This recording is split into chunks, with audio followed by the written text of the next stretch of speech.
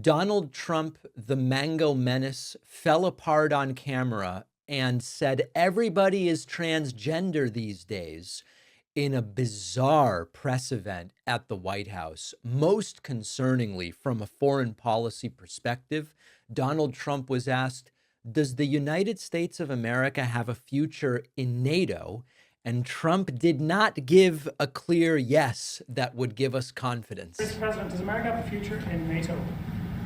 What's that? Does America have a future? Also, you'll notice Trump struggling to hear or understand just about every question. Well, NATO has to treat us fairly. If they pay their bills and if they do what they're supposed to do. When I first got involved with NATO, as you know, they weren't paying their bills. There were 28 countries, and most of them weren't paying.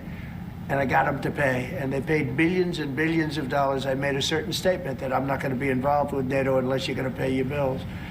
And I was asked a question, if we don't pay, are you going to help us? I said, no, if you don't pay, you're saying you're delinquent.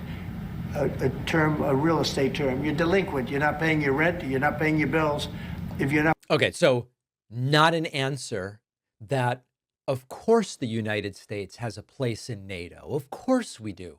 It's just about making sure it's functioning as efficiently as possible. No, the answer was not, yes, the U.S. has a place in NATO. Trump really struggling to hear anything, and at one point just gives up and moves on to another reporter. No, that's enough, Kelly. Thank you. President, was there anything that the teacher could say to you today that would dissuade you from going ahead with I can't hear. Mr. President, I love that he just, when he can't hear or understand it, he just moves on. Some are suggesting that these are fabricated and contrived hearing issues, but at the same time, he really does seem unable to understand just about anything. Trump was asked, which countries will you next target with your travel bans? And Trump goes, what a stupid thing it would be for me to tell you that. Can you say which countries you might target in your next travel ban? Say it. Can you say which countries you might target in your next travel ban? Wouldn't that be a stupid thing for me to say? I said, which countries am I going to target for the next travel ban? Can you believe somebody would ask that question? It's quite a good question because the last travel ban targeted countries that are not known sources of domestic terror. So we're all left to wonder who is going to be targeted by this thing. A very funny moment and sad. Trump was asked, because he was there with the Irish leader, Trump was asked, who's your favorite Irish person? And you can tell it's like deer in the headlights. The only Irish person Trump can think of is the UFC fighter Conor McGregor. Appreciation Month you've named there. Who's your favorite Irish person? Oh, there's so many. Are you kidding me?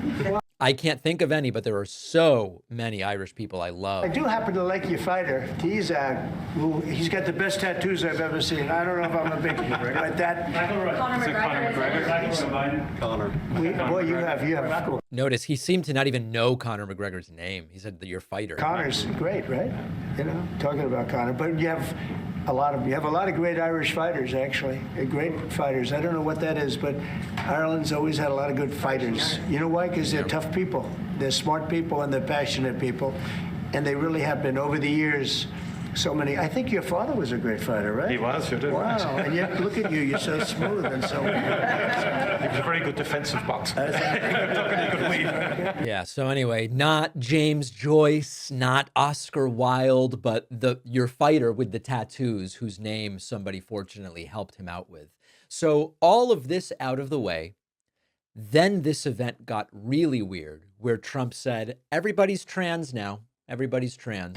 And they should not, and they're also demeaning women.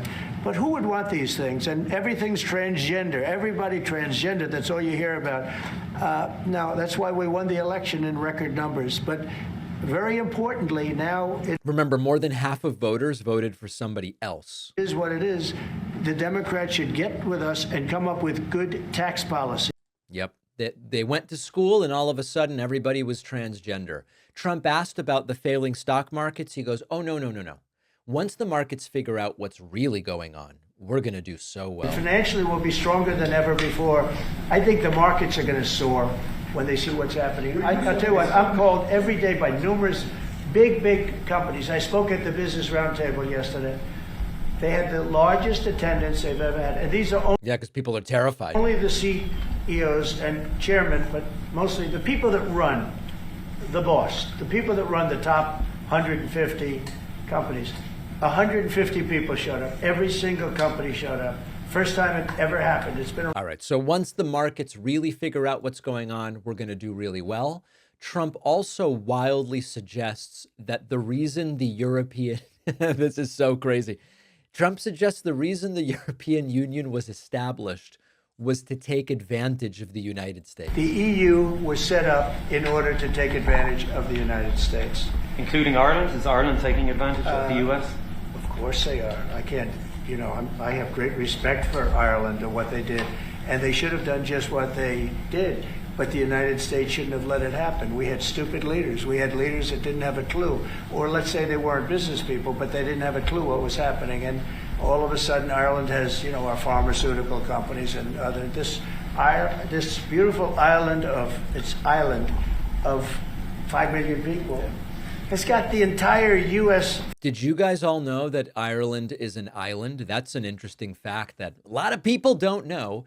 Fox News cut away from this atrocity. During the question about America's future in NATO, Fox News just bailed. But I hope to be able to get that. Mr. President, does America have a future in NATO? What's it? Does America have a future in NATO? Well, NATO has to treat us fairly. If they pay their bills and if they do what they're supposed to do. When I first got involved with NATO, as you know, they weren't paying their bills. There were 28 countries, and most of them weren't paying.